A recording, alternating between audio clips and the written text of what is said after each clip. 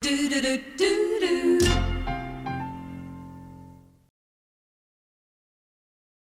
the world of athletics, Australia's flag is certainly flying high.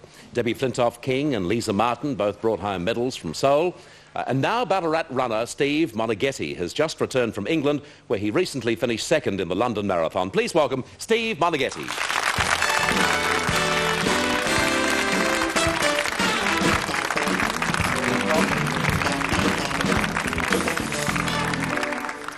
Well, how have you pulled up? Oh, could be better. It's I'm a little bit stiff and sore and still recovering, but that's marathons. How long does it take, Steve? It varies probably, Bert, from runner to runner. For me, it depends on injuries, but about 6 weeks, I think, which is a fair while. Certainly. And what sort of injuries do you sustain? I mean, minor injuries that take a while to clear up. Yes, leg injuries. You know, mainly from running on the bitumen road, just the continual jarring. They're probably not used to going out and running 26 mile very often, so it's just time injuries that hopefully won't be an inhibiting factor for too long. Do you have to keep up with any exercise now? Obviously you wouldn't be running. No, I do a little bit of swimming, and I swim like a rock, so it's harder work than running. What about the future for marathon running in Australia? It would seem that we're doing pretty well with ourselves, aren't we? Yes, yeah, it's great at the moment. Why Australia? Why have we all of a sudden hit it big? Probably, I think Deke's influence, certainly early 80s, he opened the doors and, let Australians realise that even though we might not have had the technology of the Russians and the Americans and a lot of those countries, that you could still be a world champion if you were prepared to put in the hard work.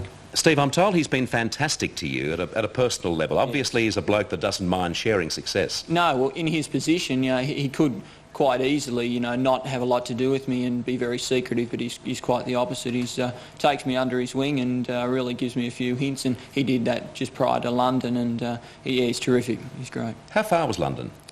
26 miles, 385 yards. I remember every yard of it, yes. What goes through your mind when you're covering that sort of distance?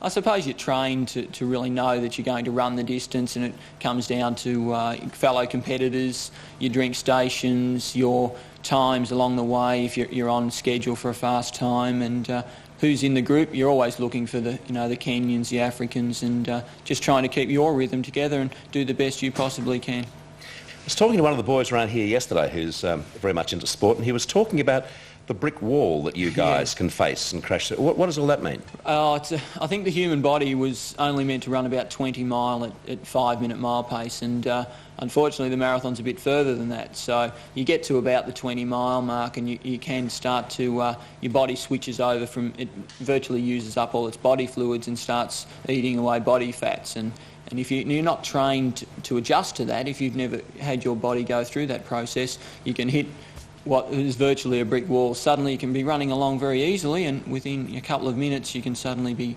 really struggling, and it can be a real effort just to finish at that situation. I think people like myself, people who are like me would be able with to a lot of marathon experience.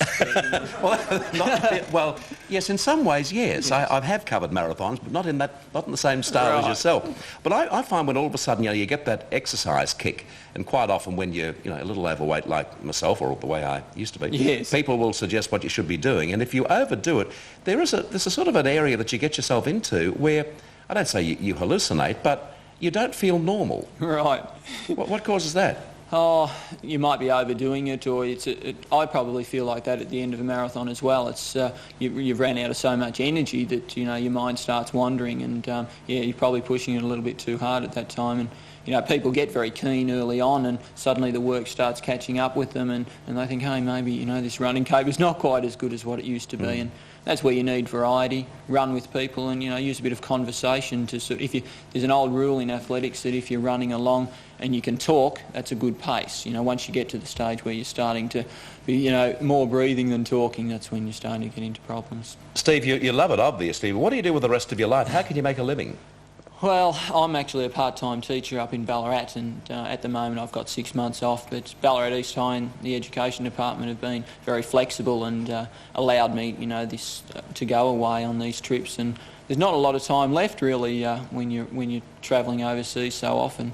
and it is a little bit difficult, but certainly it's, I'm in probably one event where, the public do appreciate the efforts that you're putting in. And there's a special glamour about the marathons, It seems to be. There is for me, and it seems that it seems to be the same for the public. What do you think about Cliffy Young?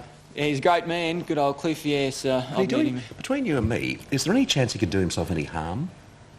Oh, I think he's very experienced now. I think if he was going to do himself harm, it probably would have been in the first ultramarathon, because he probably hadn't ran, let's face it, who's ran a lot of ultramarathons. So I think he's pretty wise now. And all those years of down on the farm pushing himself pretty hard, he's a trained professional now. When they start on Thursday with, no pun intended, itchy feet, would you have? Not for me, no. They're a different, they're very mind game type of athletes. It's a tough event, that one, and they're a little bit eccentric. I think they say marathon runners are a bit eccentric, but to run that event, you might be even a bit more eccentric than us. So what's next for you?